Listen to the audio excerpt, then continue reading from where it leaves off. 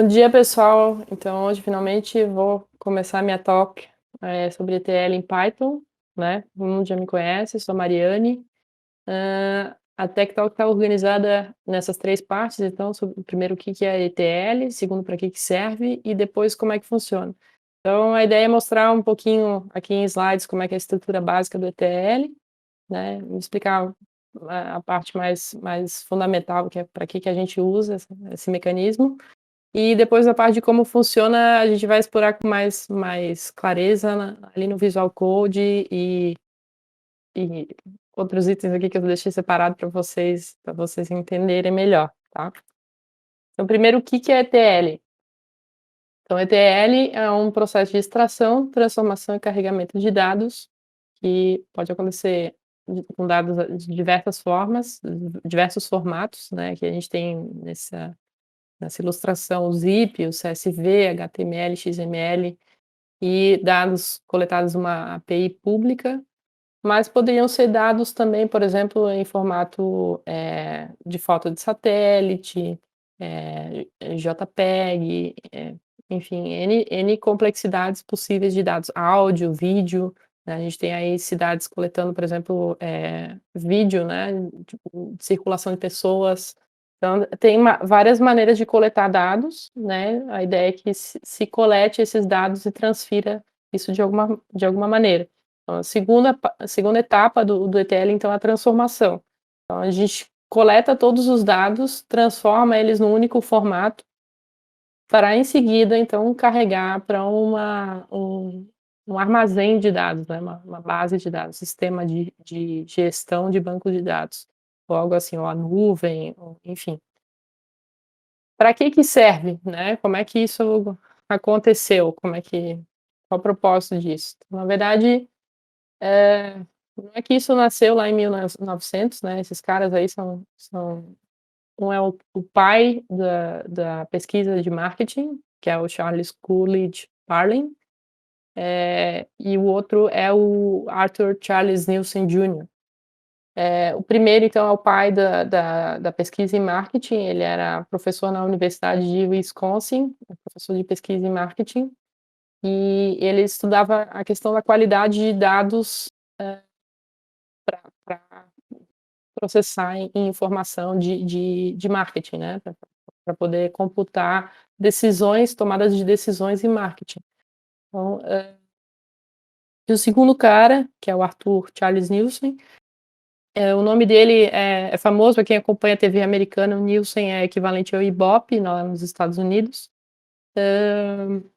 E ele que desenvolveu, então, esse sistema de captura de pontuação no Ibope das séries americanas.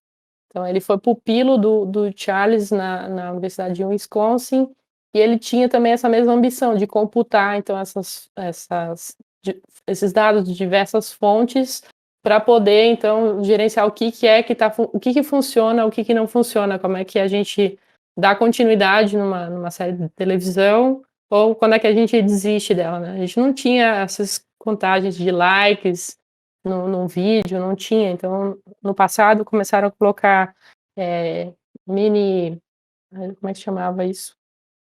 É tipo um pequeno aparelho, né, no aparelho de televisão, um chip, uma espécie de um chip. Óbvio que não é isso, mas que eu não entendo nada de eletrônica. Mas é alguma coisa que computava, então, em que canal que a pessoa está ligada, em que horário. E aí, aquela coisa começou a ser aprimorada com o tempo, né?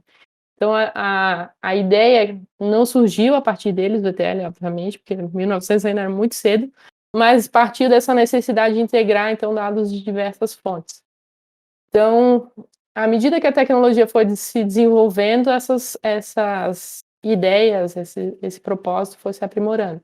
Então, em 1970, na década de 70, começou, então, a habilidade de processar dados de múltiplos repositórios, então, a partir do quê, né? Do multiprocessamento. Então, não é o banco de dados em si que foi habilitado nos anos 70, mas a habilidade de multiprocessamento. Então, tu poderias, então, não ter na tua empresa, na Microsoft, na IBM, dados armazenados em um único setor, mas armazenados em diversas cidades, em diversas bairros, que seja, e tu conseguir processar tudo isso de maneira conjunta, né. Na sequência, nos anos 80 surgiram então os data warehouses, os armazéns de dados. Então o acesso integrado a esses sistemas múltiplos, então, que acontecia, né, tu tinha dados de diversas fontes, como é que eu sei que esse dado equivale àquele, né, como é que a gente está avaliando, informações sobre uma mesma coisa. Então a ideia de uma criação do índice que permitia tu entender, então a máquina entender que, essa informação pertence ao mesmo, objeto, né, então a ideia de indexação de objetos aconteceu a partir disso, desses data warehouses, e aí isso aprimorava então as consultas maiores e mais complexas, né, então essa ideia de sistema de gestão de bancos de dados, com informações mais complexas. E ali pelos anos 90, então, que surgiram as primeiras gerações de ferramentas ETL, as primeiras desenvolvidas manualmente, né, pessoas codando e tentando capturar essas informações de diversas origens, e com o tempo, desenvolvimento de aplicações mesmo para o mercado, digital. Limitações com isso, né, com o tempo, o formato dos arquivos aumentou, a complexidade dos arquivos aumentou, o sistema de dados foi aumentando muito, e isso encareceu o custo do ETL, deixando ele muito inacessível para o mercado de médio porte. Só que agora a gente tem linguagens de programação livres, né, o ETL também está evoluindo, tem capacidade de processamento paralelo, captura automática de dados e metadados, essa indexação vai sendo aprimorada, e a gente tem outputs para várias linguagens. Aqui eu destaquei algumas ferramentas, então, de ETL, que não são essas que a gente está desenvolvendo aqui na Cybrotech, é a forma livre, né, a gente está codando livremente, aí usando o Python, que é uma forma livre de codificação, mas existem ferramentas automáticas da IBM, da Oracle, da Cloud, Dataflow, do Hadoop, a própria Amazon e a Azure, da Microsoft, que fazem, esse tipo de processamento de forma automatizada aí para grandes empresas. O cenário de trabalho, né, pra onde é que isso se aplica, tá, um monte de gente coletando dado aí para quê, né, então geralmente são projetos privados, no nosso caso a gente tem aí o nosso projeto, chama Vagas para Júnior, né, e a gente quer, então tem um objeto de agregação de valor, que são as vagas de empregos para TI, em TI para júnior. O que a gente quer a partir desse objeto, né, a gente tem informações do nosso interesse, que são as oportunidades de trabalho, perfis de vários papéis de atuação, a gente tem uma visão do panorama do mercado de trabalho em TI no Brasil, entre outras coisas, né. Então a nossa ideia de coletar esses dados é juntar então todas essas informações de diversas plataformas, né, no momento a gente está capturando no LinkedIn, mas que a gente consiga, então, obter informações que possam estar a nosso serviço, né, pra gente saber o que eu preciso aprender, onde é que eu quero ir, qual é o lugar onde devo procurar vaga. Esse tipo de coisa a gente só vai saber com base nesses dados, não adianta eu ter tudo isso lá numa nuvem e eu não entender o que eu faço com essa informação só vai ser do nosso interesse no momento que ela for tratada e a gente conseguir tomar decisões a partir dela. Então é uma parte que não está descrita aí na ETL, mas é que vem ao propósito do ETL. Então como é que isso funciona para nós, né, no nosso cenário aqui Cybrotech? Então a gente tem essas 3 etapas: extração, transformação e carregamento. A gente utiliza como base o Python.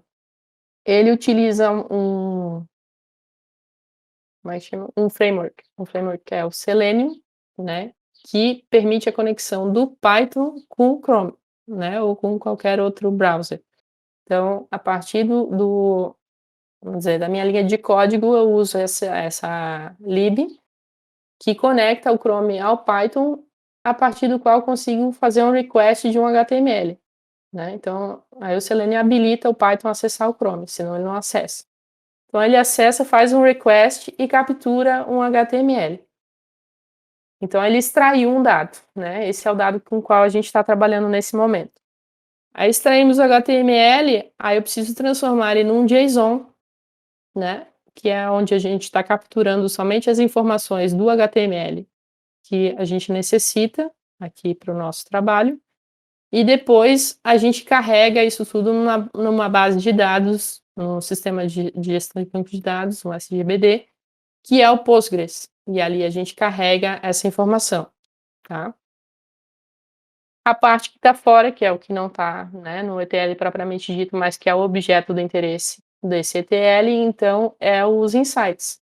Então, o que que a gente ganha com isso, né, fazendo essa codificação toda e acessando todo esse mecanismo aqui, é capturar os dados, então, de uma maneira automatizada, que então minimiza o erro humano que a gente ficar lá: "Ah, vamos juntar, fazer uma força-tarefa", aí todo mundo vai lá, captura 10 vagas por semana, a gente consegue juntar o material ali.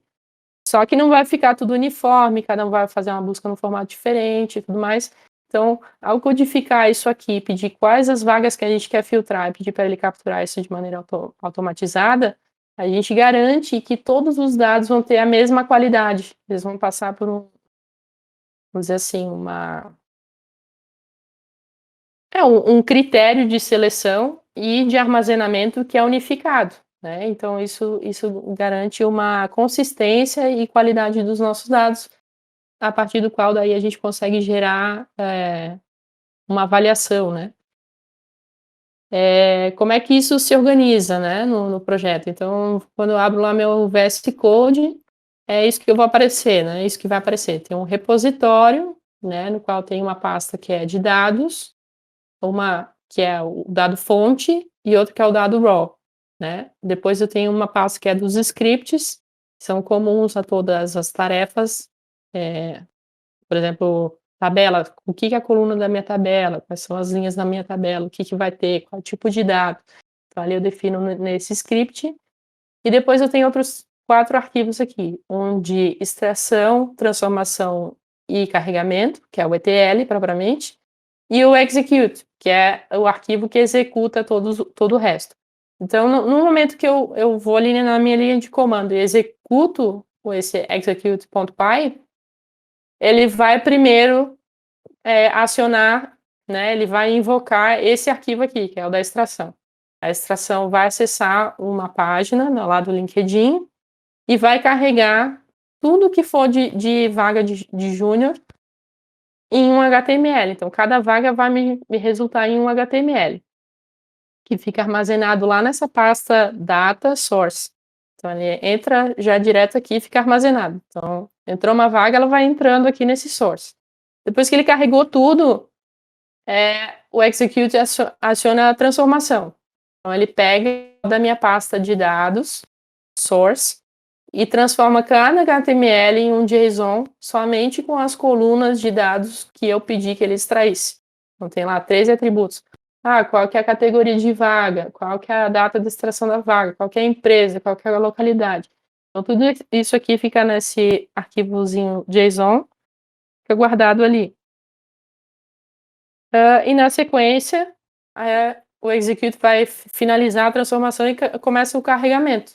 Então aí ele vai pegar esse arquivo JSON, vai transformar no formato de SQL e vai incorporar esse dado dentro da nossa base do Postgres. Então é basicamente isso que vai ser a nossa estrutura de projeto.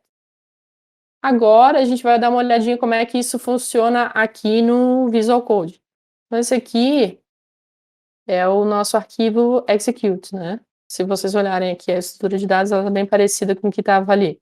Então esse aqui é meu repositório de obtl, aqui eu tenho a minha pasta data, aqui é onde eu coleto todos os HTMLs que eu falei, e aqui é onde eu carrego todos os JSONs, tá, depois que eles são processados. Aí eu tenho esse arquivo aqui que é de script comum, que na verdade a gente acabou pulando no nosso modelo, não foi necessário. E aí a gente criou esse execute, que então é um arquivo main, né, onde eu importo os módulos de extração, transformação e carregamento e executo cada um deles, de forma separada. Então primeiro que eu vou rodar esse cara aqui. Então, aqui é aquilo que eu comentei, né, então aqui importo todas as libs e chamo principalmente aqui, né, o request, que é onde chama o HTTP, o S, que vai pedir para ele criar essas pastas aqui no meu computador, e o Selenium, que vai acionar o WebDriver e pedir para ele acessar essa página aqui. Então isso aqui foi uma coisa que a gente se bateu muito no início, eu não entendia por que eu precisava aprender HTML lá com o André lá no meu primeiro mês de Cybertech. E aí, aqui que vem a calhar o HTML que vocês todos estão treinando aí. Então aqui, ó, quando eu peço para o Selenium capturar a vaga, eu tenho que dizer para ele que isso aqui é uma vaga, né? Então ele vem aqui e acessa dentro dessa div aqui, eu tenho... Não pode passar vergonha agora, né? Vamos ver como é que ele está acessando a minha lista. Então, o L lista, né? Cada li aqui é um job. Então, eu peço para ele entrar aqui, esse é o job com essa ID aqui, né? E aqui eu tenho as várias informações que eu quero computar na minha tabela. Então, eu só peço o seguinte, abre esse objeto aqui e carrega esse HTML na minha máquina. Então, ele vai entrar nesse HTML, e vai entrar nesse, e vai entrar nesse, e vai passar um por um. Só que agora eu estou com alguma coisa plugada aqui que ele está tentando acessar, que eu não quero que ele acesse. Mas basicamente, então, ele vai acessar os HTMLs e capturar tudo e salvar nessa pasta aqui. Daí, basicamente, na extração é isso que ele vai fazer, tá? Então, o que vem de código aqui na sequência é para isso. É para ele setar o Chrome Driver, que vai acessar o browser, vai tentar dar um bypass na página quando ele quer conferir se eu estou logado, não tô logado, e chamar todas as vagas para mim. Na sequência, a gente vai, então, chamar a extração. Não, perdão, a transformação. A extração foi o primeiro, agora a gente está no segundo. Então, na sequência aqui, o que a gente vai fazer? A gente vai chamar esse parser, que é o Beautiful Soup, vai acessar todos os arquivos HTML e navegar na estrutura do HTML da vaga, que seria, então, essa coluna aqui, né, da web. Travou aqui, não sei por quê. Deixa eu carregar isso de novo, vou ver se ele funciona.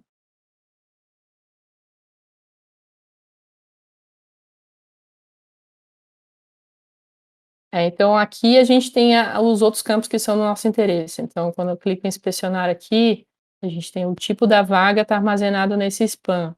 Aí aqui a gente tem o título da vaga, aqui é onde que essa vaga fica. Então eu peço para ele puxar daqui todas as informações que eu preciso. Então Beautiful Soup que faz a mágica de capturar para nós, no HTML, somente os atributos da vaga que são relevantes para nós. Então, é esse cara aqui, né, esse Beautiful Soup. Então, aqui ele cria a pasta, transforma o HTML nesse dado e converte, né, cada uma dessas informações dado, que fica armazenado no JSON. Então, vou abrir um aqui para vocês verem. Depois de processar cada HTML que vem completo aqui, ó, ele vai entrar em cada um desses aqui e vai processar ele dessa forma aqui. Então, ele pegou tudo aquilo e transformou nesse suco maravilhoso, né? Nessa sopa maravilhosa. Então, aqui a gente tem a parte, então, de transformação. Aí, por fim, a gente salva e finaliza a transformação. Aí a gente entra na parte de carregamento. Então, o carregamento é quando eu pego todos os JSONs, chamo meu Postgres via SQL Alchemy e peço para criar tudo que tem de dados na minha base. Então, eu tenho aqui a criação da minha tabela com a classe job, com todas as suas colunas. Então, aqui eu digo que o ID é uma coluna, que é a chave primária do dado, com os títulos, a data que estava publicada a vaga, se o nível de entrada, né, qual o nível, o tipo de vaga, se é full-time, enfim, todas as coisas que vocês já conhecem, porque vocês estão trabalhando aí no front, localização, descrição, link da vaga, categoria do job empresa, e aqui as datas de extração, transformação e carregamento para o nosso gerenciamento aqui da Cybertech. Aí aqui a gente tem os modos de setup, então onde ele cria a tabela, aqui é onde ele insere a tabela e aqui a finalização. E aí o ETL acaba, em si, ele acaba aqui, né? No momento que eu vou abrir só o Postgres para vocês verem como é que isso fica armazenado lá. Então, como é que isso fica no nosso banco, né? Não sei se vocês já acessaram, que a Maria talvez não tenha tido a oportunidade de mexer no Postgres. Mas quando carrega lá na nossa base fica assim, então a gente tem lá a nossa tabela aqui, com 750 entradas, e cada uma com a sua ID, e populado ali com aqueles dados que a gente configurou, né? Aqui a gente está com os dados armazenados para consulta já. Aí, na fase de análise, que agora é onde a gente quer tirar os insights, né, tomadas de decisão para nós, né, informações de base para a gente tomar nossas decisões, a gente começa nessa parte aqui, que é o tratamento de dados, ver o que é que eles podem oferecer. Então, no primeiro processamento, eles não estão limpos os dados, a gente não processou nada. Tá bem do jeitinho que veio, eu só tentei montar alguma coisa gráfica para vocês verem o que é o potencial desse negócio. Então, aqui a gente chama outras libs, né, que é para plotar gráficos, enfim, para poder processar esses dados, e começou a trabalhar isso em CSV. Então, o que eu fiz ali no Dbeaver, né, no Postgres, eu exportei isso em CSV para o Pandas, né, essa biblioteca aqui que lê tabelas, lê planilhas, para a gente poder dar uma olhadinha nos dados e ver o que a gente pode computar dele, né, dessa base. Então, a gente tem aqui atualmente 750 vagas para júnior, com 13 atributos, essas 13 colunas aqui. A gente tem atualmente 262 empresas contratando júniors, né? Então aqui a gente consegue contar, por exemplo, quantas empresas estão listadas na coluna company, quantas empresas distintas a gente tem listadas aqui. Então, a gente tem listadas algumas empresas, e aqui a gente tem vagas para júnior também em 107 localidades do Brasil, né? Então, a mesma coisa que eu fiz aqui, computei quantas localizações distintas a gente tem oferecendo vaga para júnior. Então, aí, aqui vai aparecer as primeiras, né? E aí, eu disse, não, aqui a gente só tem uma parte de texto, que é meio chato, vamos tentar gerar umas imagens, o pessoal vê e tal. Então, aqui a gente tem, por exemplo, então, né, a parte de empresas. Não, perdão, títulos. Os títulos de vagas para júnior mais frequentes no quadro ali. Então, AppDev, analista de suporte, analista contábil, software engineer. Então, a gente vai ter os mais recorrentes computados aqui na ordem de qual que é mais frequente. Então, esse aqui é o que tem maior volume de vagas, tá? Aí, é claro, tem dado que não está correto, por exemplo, São Paulo não deveria estar aparecendo aqui, porque, de repente, se não tiver São Paulo aqui, eu consigo colocar AppDev Architecture com outras vagas que têm esse mesmo título. Então, tem etapas que são esperadas que a gente faça uma limpeza e melhore isso aqui, tá? E aí, aqui a gente tem essa parte mais gráfica, né? Então, aqui a gente consegue computar do maior para o menor qual que é o trabalho mais frequente. Então, fica uma informação mais gráfica, né, para que a gente consiga ver, onde é que eu procuro vaga, qual que é o que é mais solicitado no mercado brasileiro. Então, a gente consegue, ao longo do tempo, gerar essa informação e a gente mesmo poder fazer esse tipo de consulta, né.